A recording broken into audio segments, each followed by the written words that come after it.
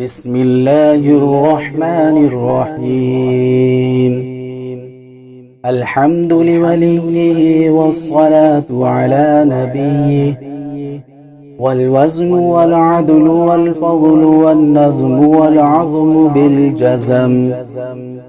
بوحدته بكبريائه بسلطان وبإعلان وبإتقان وبإيمان وبيان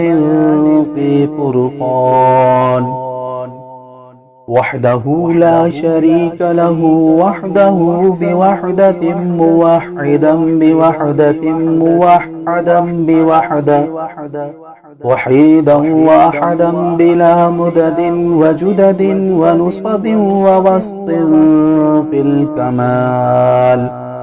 لا شريك له ولا نظير له ولا مثل له ولا مثال له، ولا وزير له ولا مقارن له ولا مكاظم له ولا مداني له ولا مضارع له، ولا جلد بلد ولد جسد رسو جزو نزو عزم له، ولا جذب وصف عيب كاب بيت خصم له، ولا مقارن له ولا مكاظم له ولا مداني له ولا مضارع له ولا مناظر له. ثم نشهد أن لا إله إلا الله وحده لا شريك له، من يشرك في ذاته وصفاته وعاداته وآياته أو يتبرك بغيره من نبي وولي وتقي ونقي ونسيم وحسين وجميل وصغير وكبير فعليه الخسران والوبال. ثم نشهد أن سيدنا وسندنا ونبينا ومولانا مؤيدنا مخدومنا منظومنا معصومنا مقصومنا مقصودنا أجدر الخلق جديرنا أعظم الخلق وأشرف الخلق وأحسن الخلق وأجمل الخلق وأكمل الخلق وأنور الخلق،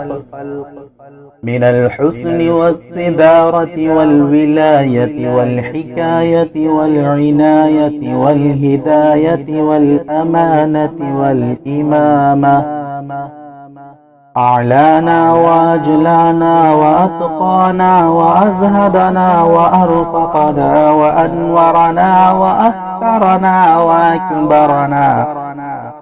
أحمر أنور أجدر أتفل أوثق أنور أجمل أكمل له. ثم نشهد أن حبيب ربنا وصمدنا محبوب جدلنا ونزلنا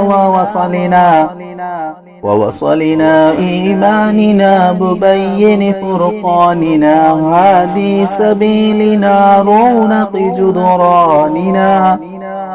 هو عدوة نظمة قدوة رتبة أسوة حسنة،